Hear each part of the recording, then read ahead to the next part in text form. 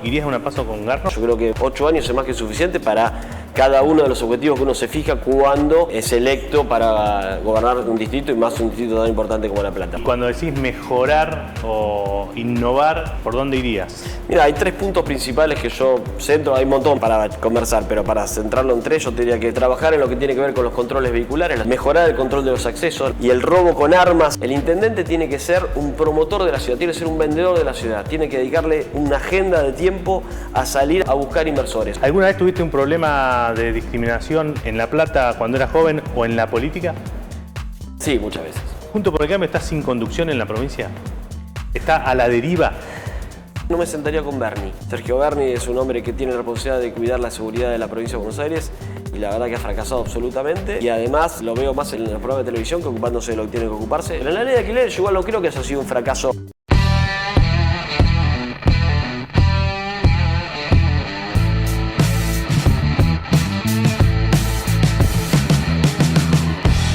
Daniel, querés ser intendente de La Plata.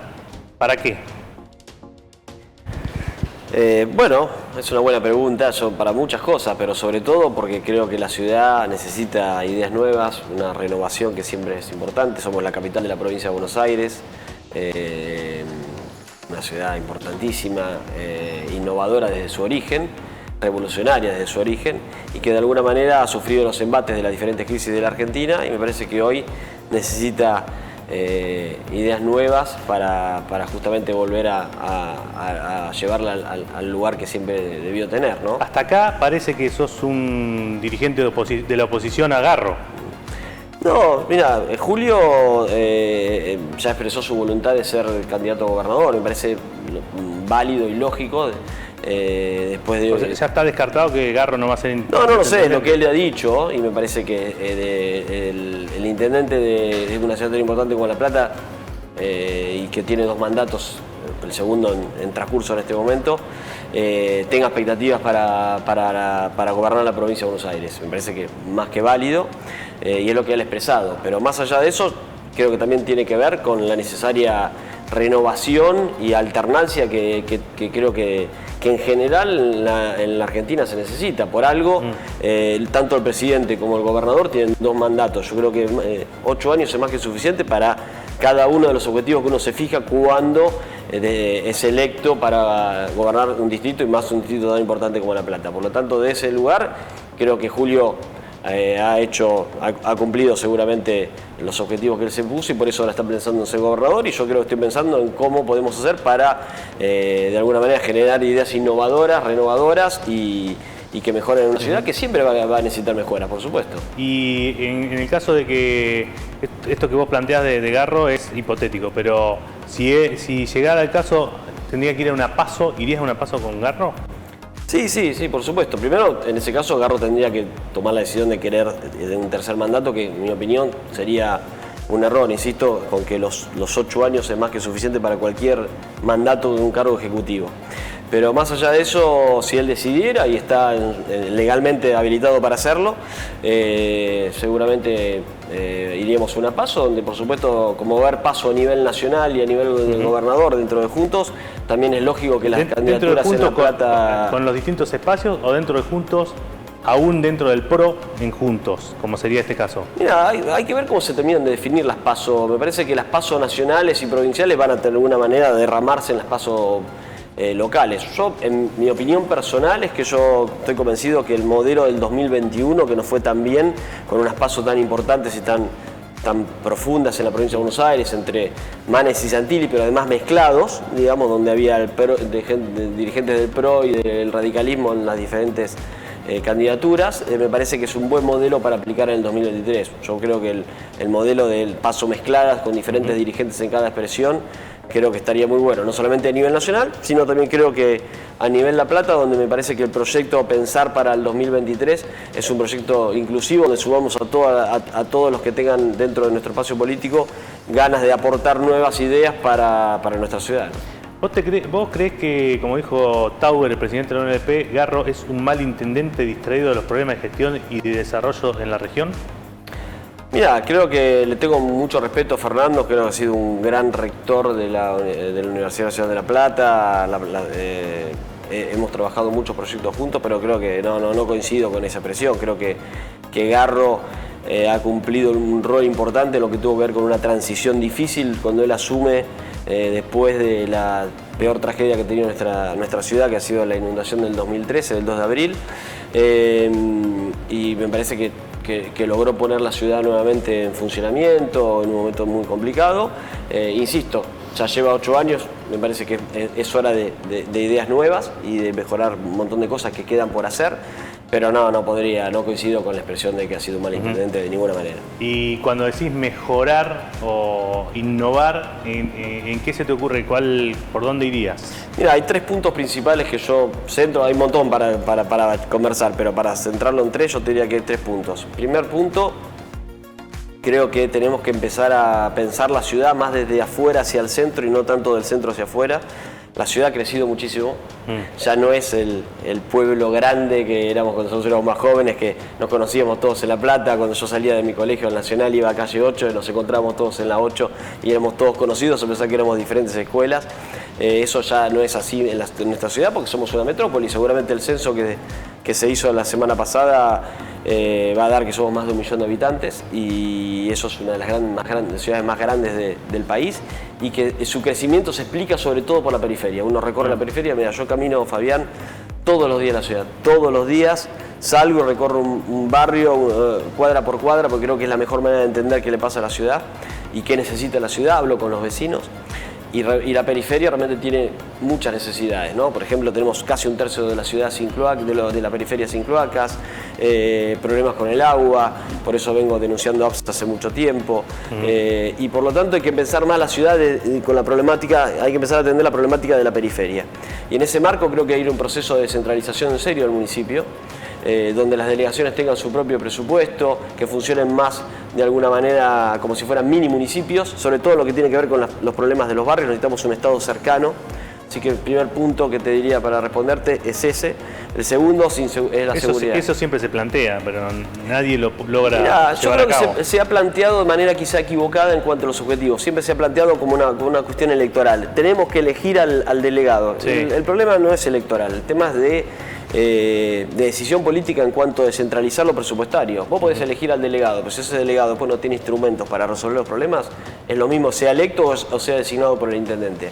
Acá la clave es que el delegado tenga herramientas para poder resolver los problemas de la gente, que hoy las tiene pidiéndoselas al intendente. Si las pudiera tener él directamente asignadas a su presupuesto, sería mucho más sencillo y aparte tendría muchísimo más responsabilidad por resolver los problemas que hoy no los puede resolver. Bien. Y después el tema seguridad. Estamos viendo una situación inédita en cuanto a la inseguridad en la ciudad. La gente está viendo muy mal, muy mal. Mirá, el otro día estaba en Citibel y una vecina me decía, vivo como en un penal o vivo como en una cárcel. Y vos veías rejas, alambre de púa tipo redondo como tienen las cárceles, un campo de concentración de los nazis. Una situación tremenda. Y me parece que el municipio no puede mirar para otro lado con este tema. Más allá de la responsabilidad provincial, lógica, por supuesto la policía depende del gobernador y del ministro. Hay cosas que los municipios pueden hacer.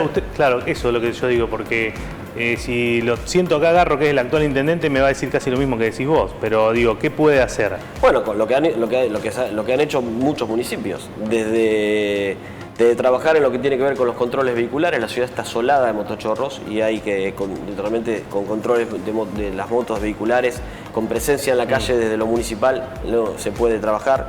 Mejorar el control de los accesos. La ciudad tiene una característica que no tiene casi ninguna gran ciudad de la provincia, que tiene pocos accesos, y el robo con armas, el más complicado, el de las entraderas, el violento, viene más del conurbano, es estadístico. No estoy estigmatizando, es una estadística, o viene de otros municipios, no necesariamente del conurbano, de otros lugares, y por lo tanto ahí hay que trabajar el tema de los ingresos a la ciudad. Y me parece que después otro punto que yo trabajaría es las cámaras con monitoreo. Creo que todavía la ciudad le falta cubrir un montón de lugares. Hay que trabajar mucho en la capacitación de los agentes para que mejorar eso. El Garro lo ha iniciado, pero me parece que todavía le falta mejorar un poco más. Hay otras ciudades que les ha ido muy bien con eso. El mejor ejemplo es la ciudad de Buenos Aires, que ha logrado bajar mucho el delito trabajando con la prevención, ¿no? Si vos llegás a la intendencia, ¿cómo te gustaría que quede marcada la gestión? ¿Cuál sería Lipovetsky tal cosa? hizo esto. Digamos, ponerle que podemos coincidir en que Garro logró reponerse de la inundación, que a Bruera lo dejó marcada la inundación, Sí, claro. Alac, no sé, el centro, o las obras, las grandes obras de la ciudad. Sí, digo, el plan de las 1000 cuadras, yo lo reivindico. A mí me gustaría hacer un plan de también las asfalto obras, similar. o sea, la catedral, el Estadio Único, todo Es eso. verdad. Bueno, Lipovetsky, ¿qué sería? Un poco me referí, descentralización municipal, atender la periferia, resolver, creo que tenemos que lograr que la grieta, digamos, entre el casco y la periferia o esta diferencia se achique mucho y tratar de que la ciudad sea mucho más pareja como era cuando era prácticamente la ciudad se explicaba por el casco nada más. Justamente hacerla una ciudad más equilibrada. Y después creo que el otro punto que me faltó, que es el tema de generación de empleo, ¿no? Una ciudad más productiva, con más empleo, tratar de... el intendente tiene que ser un promotor de la ciudad, tiene que ser un vendedor de la ciudad, tiene que dedicarle una agenda de tiempo a salir a buscar inversores. Hoy la ciudad de La Plata compite con otros 135 municipios de la provincia de Buenos Aires que cada uno hace su oferta para que la inversión vaya ahí. Nosotros tenemos algunas diferenciales que son muy importantes y hay que explotarlos. Uno, por supuesto, es los recursos humanos, las universidades que tenemos en la ciudad de La Plata, los accesos, la cercanía con los grandes centros de consumo como es la ciudad de Buenos Aires y el conurbano. Por lo tanto, hay que explotarlo mucho más. Mi idea justamente es esa, ¿no? Transformarme en un promotor de la ciudad, ir a buscar las inversiones. Para eso también hay que hacer inversión en tecnología para que esta ciudad sea más de fácil inversión para quien quiera venir a invertir. Daniel, ahora vamos a pasar a otro tema, pero antes te quiero hacer una pregunta que no tiene que ver con lo político. ¿Sos religioso? No. ¿Practicás? No soy practicante. Tengo mis creencias, pero no soy practicante. ¿Es de origen judío. ¿Sos judío? Sí, judío. ¿Alguna vez tuviste un problema de discriminación en La Plata cuando eras joven o en la política? Sí, muchas veces. Sí. Por ejemplo, ¿cuál? Bueno, cuando era joven, muchísimas veces por antisemitismo. ¿Y cómo lo asumiste? ¿Cómo reaccionaste? ¿Y cómo lo superaste, en todo caso? Si es que lo superaste. Sí, no, lo sufrí, por supuesto que me molestó, en algunos casos... ¿Qué fue lo que pasó? No, ¿Te puedes recordar? Me insultaban judío, tal cosa, he tenido algún tema con alguna... en el secundario, donde hay muchos jóvenes que no tienen muy claro sus ideas, que había jóvenes que tenían... Estamos hablando de democracia, ¿no? De sí, adolescencia. 85 te diría. Temas que profesaban ideas nazis y me tuve algún ataque, que incluso alguno fue resuelto con algún episodio medio violento, lamentablemente, pero a veces pasa. Pero sí, sufrí el antisemitismo en muchas veces. Después, más adelante, por supuesto, en la política, en las redes, por supuesto, ni hablar. Muchísimas veces me han atacado con ataques antisemitas. Pero bueno, justamente he trabajado mucho los temas de antidiscriminación justamente por haberla sufrido en carne propia. Soy el autor de un proyecto que presentamos en la ciudad, en la Nación, cuando fui diputado nacional, de una ley antidiscriminatoria que lamentablemente no se aprobó, y estamos trabajando ahora en la provincia para también que haya una ley antidiscriminatoria que hoy no hay, ¿no? Bien, volvemos a la política. Estas últimas horas hubo algunos cortocircuitos en Juntos por el Cambio a nivel provincial por una decisión que se adoptó en la legislatura. ¿Juntos por el Cambio está sin conducción en la provincia? ¿Está a la deriva? No, a la deriva no, pero claramente no hay una conducción definida, más allá de la mesa provincial de Juntos por el Cambio, donde están representados todos los sectores, pero... ¿Esa mesa no decide nada? No sé si no decide, pero en definitiva hacer una mesa tan colectiva y tan amplia es difícil que pueda tomar decisiones de consenso. Las toma muchas veces, pero no, cuando vos no tenés una conducción determinada, que por ejemplo en nuestra provincia lo era primero cuando fue gobernadora María Eugenia Vidal, y luego en las primeras etapas cuando dejó de ser gobernadora también lo era, porque por supuesto era una ex gobernadora, y su salida hacia la ciudad de Buenos Aires hizo que de alguna manera se perdiera esa conducción. Y esa organización, ese ordenamiento más que organización que nos llevó los primeros 2 años, nosotros cuando en la legislatura, cuando teníamos algún debate de decisión en los primeros 2 años, la consultábamos a María Eugenia. Por eso para mí era injusta las críticas cuando decían, che, María Eugenia desapareció. Para nosotros no había desaparecido, nosotros cuando teníamos alguna consulta para hacer, yo la llamaba, me contaba, hablábamos. Sobre todo el año de 2020, el año de la pandemia, tuvimos un montón de decisiones para tomar y ella siempre estuvo ahí. Y después sí se desapareció. Y ahora te hago una pregunta. Ya salió de ahí. María Eugenia Vidal, ¿vos creés que ya no podría volver más a la provincia? No, no lo sé. No, mira, yo creo que en la política no hay que jubilar a nadie ni hay que dar nada por determinado. Hoy, por supuesto, ella tiene otras expectativas. Me da la impresión de que ya ha dicho que quiere ser presidenta y seguramente trabajará en ese marco.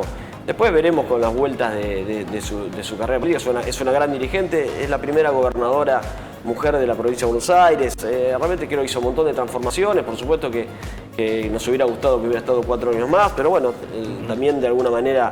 Volvamos al tema de la conducción de sí, Juntos Ahora. Volvamos al tema. Entonces, no tener una conducción más unipersonal o no tan amplia, porque podría ser también de 2 o 3, pero cuando es tan amplia no hay una conducción, hace que muchas veces no se logre tener una posición uniforme y eso luego se derrama en lo que pasa en los bloques, que también son colectivos, y por eso muchas veces se plasman en estas cuestiones donde aparecen diferentes posiciones en un determinado tema, ¿no? Y digamos, si la mesa de conducción dice una cosa pero después no se refleja, ¿no es que no tiene un poco falta de sentido? Bueno, yo creo que en este caso uno tiene que tratar de ser, mira... Por ejemplo, con el tema TEA, ¿qué había dicho la mesa de conducción? ¿Que lo votaran, que sí o que no? No sé si había tomado una decisión desde la mesa. Pero ese tema era clave porque... Bueno, nosotros lo conversamos en los bloques y la decisión de los bloques en general fue que el gobernador el gobernador tiene la facultad de proponer la designación cuando hay una vacante.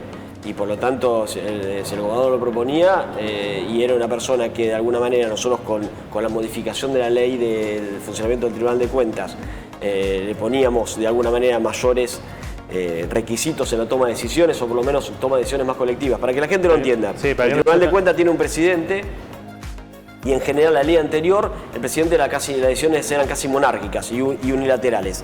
Nosotros modificamos la ley en el día de la sesión de esta semana.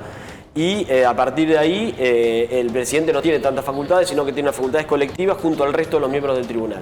Con eso, más la facultad que, digamos, el derecho que tenía el gobernador de proponer un reemplazante a Grimberg que se había jubilado, que era el anterior presidente del Tribunal de Cuentas, hacía que nosotros tomamos la decisión de acompañarlo. Después podía haber algún integrante de nuestro bloque que no estuvo de acuerdo y lo expresó públicamente. Nosotros internamente... ¿Se puede romper Juntos por el Cambio por esta decisión de Joaquín de la Torre? Mira, en esta discusión que tuvimos, que cada uno tuvo su posición personal, yo lo que remarqué, me preocupé, es que este es un momento donde para nosotros la prioridad tiene que ser la visión colectiva. La visión colectiva es estar unidos y competitivos y fuertes, porque queda muy poco para el 2023. La gente está esperando que nosotros seamos la opción al kirchnerismo y para eso hay que muchas veces entender las decisiones colectivas, aunque tenga una posición personal individual distinta. Me parece que yo en este momento para priorizar lo colectivo, más allá de las visiones personales que uno puede tener. En otro momento las visiones personales pueden tener más fuerzas. En este momento donde la gente nos está pidiendo que estemos unidos, que estemos fuertes y que estemos competitivos para el 2023, creo que hay que priorizar las decisiones colectivas y no las personales o individuales. Daniel, ¿te molesta que hayas quedado marcado con el fracaso de la ley de alquileres? No, para nada. Primero porque en definitiva la ley de alquileres no es solamente una ley que yo impulsé. Por supuesto que se tomó como base un proyecto que yo había presentado, pero que trabajamos en conjunto con nuestro gobierno. Para que entienda O sea que el fracaso es de todos, no solamente tuyo. Para que entienda el funcionamiento del Congreso, sabe muy bien que ninguna ley en un Congreso, que por lo menos en la Cámara de Diputados, que es la que yo integraba a nivel nacional, 257 miembros, ninguna ley sale con el trabajo de un solo diputado. Si no, sería un mago ese diputado y no ocurre nunca. Cuando nosotros presentamos la ley, y más cuando es un diputado oficialista, las leyes que impulsan los diputados oficialistas salen con la anuencia del gobierno al que uno pertenece de alguna manera. Lo que pasa es que ahí está bueno que sí te identifiquen con una ley exitosa. La ley de la Rúa, por el deporte, la ley Cafiero. Yo he hecho varias leyes, no solamente esta, fui uno de los impulsores de la ley de provisión de carrera de galgos, que es una ley que la tengo en mi corazón, o también la ley que terminó con la última reforma judicial del kirchnerismo, cuando hizo la famosa reforma judicial del anterior periodo, antes del 2015, que fue la creación de los tribunales de casación. Es una ley mía, la derogamos. He trabajado con muchas leyes, he sido propulsor de muchas leyes. También trabajé como presidente de la Comisión de Legislación General, impulsé la ley de extinción de dominio, que finalmente tuvo media sanción.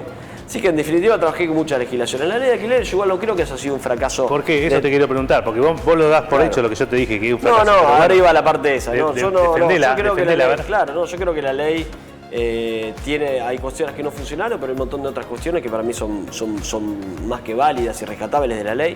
Claramente lo que no funcionó son algunas cuestiones que incluso no estaban en mi proyecto que presentó y que se incorporaron en el debate parlamentario. Por ejemplo, la actualización anual de la ley, la actualización de los alquileres en forma anual. El proyecto establecía que era semestral, como eran todos los proyectos que se habían presentado, en ese momento hubo 8 proyectos. Todos establecían actualización semestral, en el consenso legislativo se incluyó que sea anual. Para mí eso es un error de la ley y habría que cambiarlo, me parece que está bien que se empiece a cambiar. Y después la registración en AFIP. Yo había planteado en ese momento, es un planteo que hizo la AFIP de nuestro gobierno, por la falta de registración de los contratos de alquiler, y por eso la ley se incluyó de alguna manera una norma al respecto. Yo había planteado que eso tenía que estar acompañado con incentivos impositivos para que haya más oferta de inmuebles para alquilar, cosa que sabía que no había, ya había un proceso de retracción de la oferta de antes de la ley. Lamentablemente en ese momento nuestro gobierno decidió no impulsar esa parte y también en el Congreso no hubo consenso. Y por lo tanto la ley para mí en ese punto quedó renga. Son 2 puntos que creo que la ley no funcionó. Ahora después la ley tiene, te diría, la ampliación de los instrumentos para garantizar un contrato de alquiler, que creo que son muy válidos, como por ejemplo poder garantizar con un recibo de sueldo, como puedes sacar un crédito personal, puedas también poder garantizar un contrato de alquiler. Que puedas, que el depósito sea solamente de un mes y no de 2 meses como era antes. Que al finalizar el contrato, si no hubo gastos imputables al alquiler, el depósito vos te lo devuelvan actualizado. Hasta antes te devuelven el valor que habías dejado antes, con lo cual te habían comido 2 años de inflación, se te depreciaba. Que si un inquilino avisa con 6 meses... ¿Eso se va a mantener, decís vos? Bueno, está discutiendo... Mira, una mejor muestra de que la ley no es un fracaso total es que todavía el Congreso no se puso de acuerdo en qué hacer con la ley. Yo creo que la ley, hay cosas que, insisto, había que modificarlas, acabo de decir cuáles, y hay otras cosas que me parece que hay que mantener. Ahora, por supuesto que después el Congreso tiene la facultad de decidir lo que quiere con respecto a ese tema. Pero yo creo que lo que sí se ha instalado de alguna manera es que el problema de la ley es que no bajó los precios de los alquileres y nunca la ley... ¿Pero eso lo va a bajar una ley? Pero es que lo que yo siempre aclaro, eso fue como una especie de profecía autocumplida. Se planteó en los medios que la ley había fracasado porque los alquileres siguen aumentando, cuando la ley nunca buscó bajar los precios de los alquileres porque nunca lo buscó regularlos. Yo no creo en la regulación por ley de los precios. La ley se regula, pues, los precios se fijan por oferta y demanda, por condiciones macroeconómicas, hoy lamentablemente con una inflación tremenda, por lo tanto la ley nunca buscó regular precios, por lo tanto de ninguna manera puede atribuirse, digamos, de alguna manera el aumento de los precios a la ley, sino lamentablemente a la terrible inflación que tenemos y un gobierno que ha fracasado en su plan económico, ¿no? Ya vamos a ir cerrando, te voy a hacer una especie de ping-pong. ¿Tenés amigos en la política? ¿Amigos de la política? Sí, tengo varios. Sí, tengo varios. Sí, en diferentes ámbitos y también de diferentes sectores, pero sí tengo varios amigos. ¿Se puede hacer amigos en la política? No solamente es acuerdos y cuestiones de conveniencia. Yo creo que, mira... gente que conociste cuando entraste a trabajar en política y todavía los tenés. Sí, claro. Yo creo mucho en el debate de ideas, ¿no? Y por supuesto que ahí tratar de cuando uno busca los consensos, ponernos de acuerdo, independientemente del sector que uno integre. Igual, de todas maneras, igualmente, la mayoría de mis amigos de la política son de mi mismo espacio político, sin lugar a dudas, porque no se implica convivir mucho con ellos. ¿Hay alguien con quien no te sentarías a dialogar de la política? Sí, varios, pero... ¿Podés decir alguno? Mira, a ver, no soy quien para vetar a nadie, pero... Bueno, pero sentarte a... Sí, porque eso es un derecho, no es que es una hoy censura. Te diría que no me sentaría con Bernie. Yo me parece que Sergio Berni es un hombre que tiene la responsabilidad de cuidar la seguridad de la provincia de Buenos Aires y la verdad que ha fracasado absolutamente y además lo veo más en las cámaras, en los programas de televisión que ocupándose de lo que tiene que ocuparse, lo sufrimos los platenses. Pero ni siquiera para pedirle algo. No, nunca lo hice, pero... Para pedirle algo, alguna política pública. No, he pedido que venga a la legislatura. Cuando fue el debate de la ley de presupuesto del año pasado, quise que venga y no quiso venir. Por eso yo decía que a él le gustaba estar ante las cámaras de televisión, pero no estaba ante las cámaras legislativas, que es donde debía estar. ¿Y con quién te gustaría, si tener una charla que por ahí es poco accesible porque por ahí, no sé, no está en el país o no está entre nosotros, pero esto es bien abierto. ¿Con quién te gustaría sentarte? Es una buena pregunta. Me gustaría, no está entre nosotros, con Alfonsín, con Raúl Alfonsín. Me hubiera gustado conversar con él, que me cuente todo ese proceso, sobre todo cuando él asumió la lucha contra, digamos, cuando él toma la decisión del juicio de las juntas, en un proceso donde todavía la dictadura o la ex dictadura saliente tenía mucha fuerza con las amenazas del golpe. Cómo fue todo ese proceso me hubiera gustado que me lo cuente con detenimiento, y además porque era de esos dirigentes de raza que me hubiera llevado mucha experiencia para aplicarla, si pudiera, en mi vida política. ¿Estás leyendo algún libro? Ahora estoy, déjame pensar, si estoy leyendo, yo leo varios en continuo, pero ahora estoy leyendo uno que es en portugués, no es en español. ¿Portugués? Se llama Diarios de la Presidencia. En realidad es la continuación. Diarios de la Presidencia son de Fernando Henrique Cardoso. Fernando Henrique Cardoso, expresidente brasileño, pero además un intelectual de fuste, digamos, y por eso tiene esa doble, escribe muy bien. Él va escribiendo diferentes libros, ahora sacó uno nuevo que son como artículos, compilado de artículos que él escribe, lo estoy leyendo y es muy interesante. Bien, y la última, ¿cómo te gustaría que te recuerden por tu paso en la política? No te quiero echar de la política, pero digo, si alguna... Primero, ¿vos creés que los libros de historia tendrán una página, un capítulo, un párrafo o un renglón de Lipovetsky? ¿Qué tendrían? No lo sé.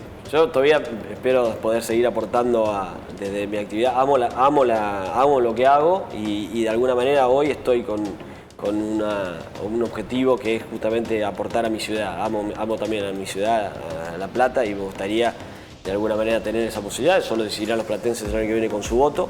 Pero si logro hacerlo, espero que los libros hablen de quién logró transformar la ciudad de La Plata, y me parece que eso sería un gran honor para mí. Al lado de Dardo Rocha, Lipovetsky. No. Dardo Rocha para mí es un hombre con un visionario y un revolucionario en los términos de esa época. Yo me conformo con que la ciudad... Mira, ayer estuve en el Tedeum de la Catedral Platense y Tucho, el arzobispo de La Plata, Tucho Fernández, dijo: la obsesión es que la gente esté un poco mejor, y es una hermosa obsesión. Bueno, yo me lo llevo como frase. Mi obsesión y mi hermosa obsesión es que en el 2023 los platenses estén un poco mejor.